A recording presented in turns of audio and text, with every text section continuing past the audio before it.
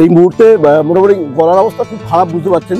হ্যাঁ, শরীরটাও ঠান্ডা ঠান্ডা লেগে একটুখানি খারাপ ছিল, কিন্তু এই চিকেনটা পুরো মুড বদলে দিল। এত সুন্দর যে ফ্লেভারটা, যে পোড়া পাতার যে ফ্লেভারটা, শাল পাতার যে ফ্লেভারটা, শাল পাতার তো একটা ফ্লেভার থাকেই, আপনারা জানেন। তার সঙ্গে ওইটা যখন পুড়ে যায় আঙুলে, তার দেখবেন এক ধরনের একটা স্মোকি ফ্লেভার তৈরি হয়। তো পাতা পোড়া চিকেন বা এক জায়গায় বলা হয় পাত পোড়া চিকেন, এর কনসেপ্ট আমি একটু বলি।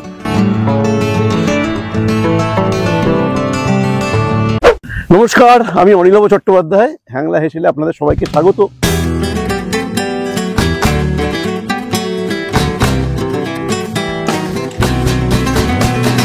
আর এই মুহূর্তে পুরুলিয়ায় আমার ডেস্টিনেশন হচ্ছে Palashgram eco resort. Palashgram eco রিসর্টটা হচ্ছে অ্যাকচুয়ালি সেটা হচ্ছে মাঠা রেঞ্জের, এবং আমাদের জন্য এখানে অপেক্ষা করছেন এখানকার যিনি কর্ণধার, যার স্বপ্ন এই পলাশগ্রাম, সেই সুভাষিস কুণ্ডু।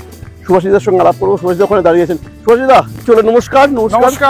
আলটিমেটলি চলে এলাম আপনার পলাশগ্রামে। অশেষ ধন্যবাদ। আপনার পলাশগ্রামের কথা শুনছিলাম, আমার কিছু পরিচিত বন্ধু বান্ধব অলরেডি বলেছিলেন, এবং সত্যিই অসাধারণ।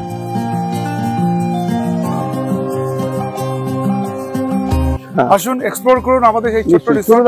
আমরা রিসর্টের দিকে এগোই খানিকটা, এবং গল্প শুনি আপনার পলাশগ্রাম তৈরি গল্প, আপনার একটা স্বপ্নকে অ্যাকচুয়ালি সফলতার রূপ দেওয়ার যে গল্প ধীরে ধীরে হচ্ছে, বলবো না এখনো সফল হয়েছে।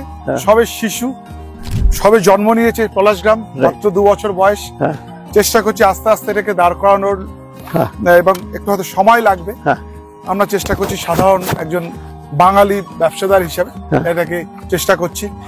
আপনাদের সবার সহযোগিতা আমাদের দরকার এটাকে দাঁড় করাতে গেলে। নিশ্চয়ই, সত্যি আপনার রিসর্টটা খুব সুন্দর দেখতে, খুব সুন্দর। Thank you so much. Welcome sir. আমরা কিন্তু আজ খেতে এসেছি, কিন্তু একই সঙ্গে হ্যাংলার মানে হচ্ছে কিন্তু খাওয়া দাওয়ার ব্যাপার ছাড়লে কিন্তু হবে না। হ্যাংলার হেসেল যেটা আপনাদের যে চ্যানেল বা ম্যাগাজিন, সেখানে সবাই খাবার ভালোবাসে। আমাদের দেখি আপনাদের আমরা খাইয়ে কতটা খুশি করতে পারি। একদম ভালো হবে, আমি জানি। চেষ্টা করবো আমরা আপনাদেরকে খাইয়ে খুশি করতে।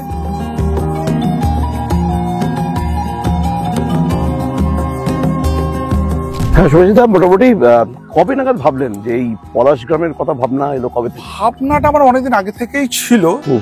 আমি এই ইন্ডাস্ট্রিতে অনেকদিনই আছি, প্রায় 22-25 বছর হয়ে গেল। আমি প্রচুর দিন মিডল ইস্টে কাজ করেছি, বিভিন্ন জায়গায় কাজ করেছি। তারপর থেকে ইচ্ছে হয়েছিল যে নিজের কিছু করব, কিছু লোকের কর্মসংস্থান হবে। অনেকদিন তো লোকের কাছে কাজ করলাম, সেই থেকেই ভাবনাটা শুরু। তারপরে আমি অনেক জায়গায় চেষ্টা করেছিলাম, যেরকম বাঙালিদের প্রথমে একটা টার্গেট থাকে দীঘা, মালদা, তারপরে ডুয়ার্স বা শান্তিনিকেতন। সে এই সব মিলিয়ে খোঁজ করতে করতে কোনো জায়গায় ঠিক দেখেছি যে আমি করতে পারি, যে কোনো কারণে সেটা ম্যাচ করেনি। এরপরে আমি বেড়াতে আসি পুরুলিয়ায়, এক বন্ধুর বাড়ি আছে কাছেই এখানে। এটা হচ্ছে প্রায় 2017 সাল। 2017 সালে বেড়াতে, তখন এখানে কিছুই ছিল, খুবই কয়েকটা গুটিগত রিসর্ট ছিল, এবং তখন আরো বেশি নেচার ছিল। তো তখন দেখে আমার মনে হয়েছিল, বাহ, জায়গাটা তো বেশ সুন্দর, জায়গাটা তো করা যেতে পারে। মনে হয়েছিল আমার কাছে প্রসপেক্ট আছে। আর আমার খুব বিজনেস ওরিয়েন্টেড এরকম ব্যাপারটা ছিল না, এটা কিছু হবে, নিজের ছোট করে কিছু একটা হবে, প্রচুর লোক তাতে কাজ করবে, এটাই আমার মোটো ছিল। পলাশগ্রামে কি খাবে লোকে, কি খাবেন? আমি পলাশগ্রামে, দেখুন, আমরা বলি আমাদের মাল্টিকুইজিন রেস্টুরেন্ট আছে, ইন্ডিয়ান, চাইনিজ, ওই যেরকম আছে। আমি বলবো না, আমাদের গেস্ট, আমরা কিন্তু খুব ভালো বাঙালি খাবার করি। এবং লোকাল কিছু খাবার সেটাও আমরা করি, চেষ্টা করি। কিন্তু সব জিনিসের অ্যাভেলেবিলিটি এখানে নয়। আমাদের বেশিরভাগ জিনিসই আমাদের এখানে পাই না, আমরা কলকাতায় আনতে বাধ্য হই, কারণ প্রচুর মাছ পাবেন আমাদের এখানে। বাকি সবাই দেশি মুরগি এখানে পাওয়া যায়, সেটা এখানে নিঃসন্দেহে সুন্দর, কিন্তু মাছ যদি কাউকে ভালো খেতে হয় সেটা কিন্তু আমরা খাওয়াই। তাই? কি ধরনের মাছ খাওয়া? আমরা ধরুন বাঙালি যে মাছ পছন্দ করেন, কাতলা তো সব জায়গায় পাওয়া যায়, ভেটকি, পমপ্লেট, পদ্মা, কই, মোটামুটি ভ্যারাইটি আমরা চেষ্টা করি। কিছু এক্সোটিক কিছু খেতে গেলে কি খাবে? এক্সোটিক ধরুন এখানকার যেরকম আমরা করে আপনাদেরকে দেখাবো, পাতা পোড়া চিকেন বলি, এখানকার লোকাল ফুড। তারপরে যেমন এখানকার খুব এনজয় করবেন পাতা পোড়া চিকেন। পাতা পোড়া চিকেন এটা কিভাবে তৈরি হবে? পাতা পোড়া চিকেনটা আমরা করে দেখাবো। পাতা পোড়া চিকেন ওরা রেডি আছেন? ওরা রেডি আছেন। তো আমরা যাই নাকি? সেটাই দেখি। এটা ব্রয়লার চিকেন। হ্যাঁ, ব্রয়লার চিকেন। এটা আমরা পাত পোড়া চিকেন দেশি স্টাইলে বানাবে, যেটা জঙ্গলে আমরা পুড়িয়ে খাই সেই স্টাইলে। এটা আমাদের এখন ম্যারিনেশন পারফেক্ট করা হবে। তারপরে বারবিকিউতে যাই আমাদের রোস্ট করা হবে। এবার প্রসেস কি চালু করি? হ্যাঁ, শুরু করি।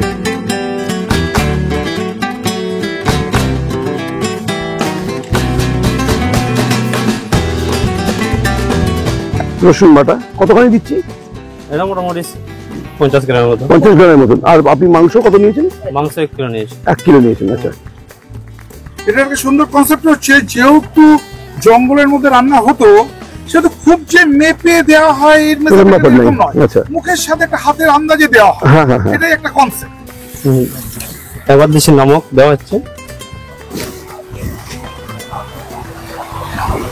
নুন দেওয়া হলো, এবার হলুদ, হ্যাঁ,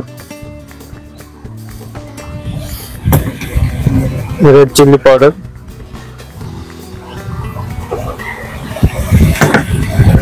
জিরা পাউডার, এগুলো সবই মোটামুটি হাফ চামচ। হ্যাঁ, আর ধনে পাউডার দেওয়া হচ্ছে,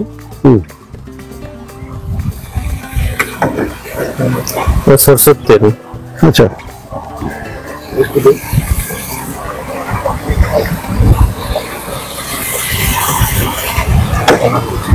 এবার টমেটো চপ, ধনে পাতা,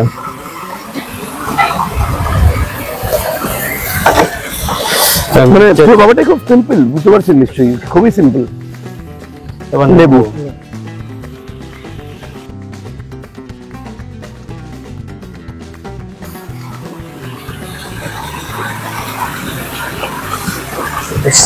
মোটামুটি আমরা ইউজ করলাম গরম মশলা, এটা খাড়া গরম মশলা পাউডার মিক্সিং করা আছে, আচ্ছা। আবার দিয়ে নাড়ানো হচ্ছে, ম্যাগনেসিয়াম।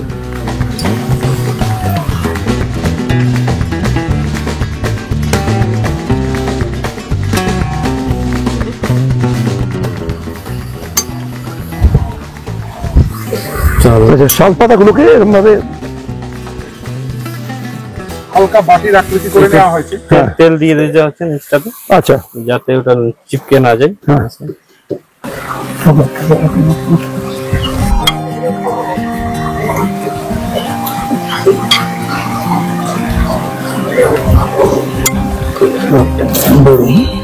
এগুলো এখানকার স্থানীয় পাতা এবং কাঁচা পাতা দিয়েই কিন্তু এই রান্নাটা হয়। হ্যাঁ, মানে এখানে শাল পাতা শুকনো পাতা দিয়ে করলে হবে না, তাহলে পাতাটা তাহলে জ্বলে যাবে এবং পুড়ে যাবে আর কি, এবং পাতার যে ফ্লেভারটা আছে সেই ফ্লেভারটা তাদের ঢুকে, শুধু এটাকে কাঁচা পাতা দিয়েই এটাকে মুড়ে দেওয়া হয়।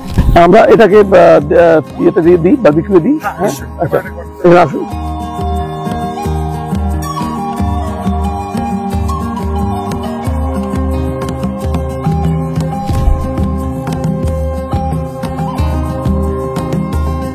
যেটা বলছিলাম মেনলি এখানে যেটা আমি শুনেছি, আগে প্রচুর লোক চোরা শিকারী বা সাধারণ যারা কাঠ চুরি করে তারা বন কেটে ফাঁক মানে পুরো খালি করে দিচ্ছে। এরপরে একটা খুব ভালো ব্যবস্থা করা হয়, প্রত্যেকটা গ্রামের লোকদের নিয়ে একটা বন কমিটি তৈরি করা হয়। আচ্ছা, যেরকম মাঠা গ্রামে মাঠা বন কমিটি, আরেকটা জায়গায় গ্রামে সেখানকার বন কমিটি। এই বন কমিটি কিন্তু মেন এই জঙ্গলটাকে এখন রক্ষা করছে। যারা জঙ্গল কাটতো তারাই কিন্তু গ্রামের এখন রক্ষা মানে জঙ্গলে রক্ষাকর্তা। এবং তার ফলে কি হচ্ছে, ফরেস্ট ডিপার্টমেন্ট থেকে যে গাছ লাগানো হচ্ছে তারাই দেখভাল করছে। ইভেন আপনি যদি এখন গিয়ে একটা ডালও কাটেন, সঙ্গে সঙ্গে কিন্তু গ্রামের লোক আপনাকে দেখে ফেলবে যে ওরা গাছ কাটছে, এবং তারাই কিন্তু ধরে নিয়ে গিয়ে ফরেস্ট ডিপার্টমেন্টে জমা দেবে। আপনার এখানে ধরুন স্পেশালি পলাশ জমি, এই নেচারটাকে আর একটু এনহান্স করার জন্য আপনি কি ভাবছেন? মানে ধরুন এটা আপনারা দায়িত্বের মধ্যে থাকছে, হচ্ছে এটা হাতির করিডর, মানে এলিফ্যান্ট আমরা করিডর, বারবার চেষ্টা করছি। ময়ূর আসে আপনার এখানে, একদম একদম ভর্তি চারদিকে আপনি ময়ূর পাবেন। আমাদের যেটা দুটো টার্গেট হচ্ছে, প্রথম টার্গেট হচ্ছে চারদিকে গাছ লাগানো, আর দ্বিতীয় টার্গেট হচ্ছে কোনো নয়েজ সাউন্ড আমরা আন্ডার কন্ট্রোল। আমরা এখানে কখনো ডিজে বাজাই না, রাত 10টার পর কোনো আওয়াজ করি না, কারণ আমরা বিশ্বাস করি আমরা প্রকৃতির মাঝখানে আছি, প্রকৃতির মাঝখানে থেকে আমাদেরকে ব্যবসা করতে হবে বা আমাদের থাকতে হবে। প্রকৃতিকে ডিস্টার্ব করে আমরা কোনোভাবেই কিছু করতে চাই না, সেটা আমাদের প্রথম মোটো। যে আমরা কোনোভাবে গেস্ট হাউসে যেরকম প্রচুর হোটেল বড় বক্স বাজিয়ে তারা 31st নাইট ক্রিসমাস এনজয় করে, আমরা করি না। হ্যাঁ, এখানে আমরা লোকাল করি, সেটা হচ্ছে ছৌ নাচ বা আদিবাসী নৃত্য। এবার ছৌ নাচে মাইক বাজানো হয় কারণ তারা সেই রিদম না পেলে সেই নাচটা করতে পারে না, কিন্তু সেটা কোনো ডিজে নয়, মানে ডিজে নয়, সেটা আওয়াজ, এবং সেটা হয়তো 1 ঘন্টার জন্য, সেটা রাত 12টা পর্যন্ত চলে না, সেটা আমাদের চলে হয়তো 7টা থেকে 8টা, 1 ঘন্টার জন্য আওয়াজটা হয়, এবং এটা এনাদের রক্তে। মানে এই দায়িত্বটাটুকু থাকলেই মানে অনেক বেটার ভাবে পুরো ব্যাপারটা আমরা বিশ্বাস করি, একদম ব্যক্তিগতভাবে আমি বিশ্বাস করি, যদি প্রকৃতি না থাকে আমরা নেই এখানে। কারণ এখানে লোকে পুরুলিয়াতে টুরিস্ট প্রকৃতি দেখতে আসে, আমাদের সমুদ্র নেই যে আমরা সমুদ্রকে ঝাঁপালাম। এখানে প্রকৃতি যতদিন আছে ততদিন আমরা আছি, প্রকৃতি শেষ হয়ে গেলে কিন্তু আমরা জিরো। তো এটা হয়েছে, হয়ে গেছে শেফ কি রেডি হয়ে গেছে?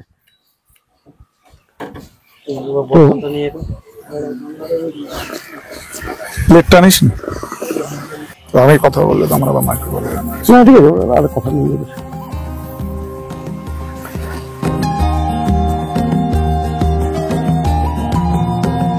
তো পাতা পোড়া চিকেন রেডি, পাতা পোড়া চিকেন রেডি। এবার শুধু আপনার টেস্টের জন্য আমরা অপেক্ষা করছি। হ্যাঁ, কিরকম হয়েছে আপনি খেয়ে বলুন। খুব ভালো, এত সুন্দর যে ফ্লেভারটা, যে পোড়া পাতার যে ফ্লেভারটা, শাল পাতার যে ফ্লেভারটা, শাল পাতার তো একটা ফ্লেভার থাকেই আপনারা জানেন, তার সঙ্গে ওইটা যখন পুড়ে যায় আগুনে, তার দেখবেন এক ধরনের একটা স্মোকি ফ্লেভার তৈরি হয়। সেটা যদি চিকেনের এই চিকেনটার সঙ্গে মিশে যে টেস্টটা তৈরি করছে, সেটা সত্যি অতুলনীয়। এবং তার সঙ্গে পলাশ গ্রামের এই চারপাশটা, এই অ্যাম্বিয়েন্সটা, এটা যদি পেতে চান, এই স্বাদটা যদি পেতে চান, এখানে কিন্তু আসতেই হবে। এবং তার সঙ্গে প্লাস থাকবে, এটা যেটা সঙ্গী পাওনা থাকবে, সেটা হচ্ছে এই পাতা পোড়া চিকেন বা পাত পোড়া চিকেনটা। Thank you Subhashis da, thank you so much. Please, ব্যাস আপনাদের ভালো লেগেছে, এটাই সবচেয়ে বড় কথা। আশা করি জয় হওয়া খাবে, ভালোই লাগবে। নতুন স্বাদ, নতুন টেস্ট, কিন্তু খুব ইজি কুকিং, খুবই ভালো। কেউ বাড়িতে বসেও করতে পারেন, খুবই সোজা। এই অঞ্চলটা এই সময়টা একেবারে লাল হয়ে আছে, গোটা পুরুলিয়াটা, যে আকাশে যেদিকে তাকাবেন সেদিকটা, এবং অদ্ভুত এই রূপ বসন্তকালে পুরুলিয়ার। সুতরাং চলে আসুন, পাতা পোড়া চিকেন তো থাকবেই, এই যে গ্রাম্য স্বাদটা, এটা শাল পাতার যে গ্রাম্য স্বাদটা, সেটা যেমন পাবেন, এবং চারপাশে গোটা প্রকৃতিটা পড়ে রয়েছে, পাহাড় রয়েছে, নদী রয়েছে, ঝর্ণা রয়েছে, সবকিছু রয়েছে কিন্তু আপনাদের জন্য। ধন্যবাদ, দেখা হবে অন্য এপিসোডে।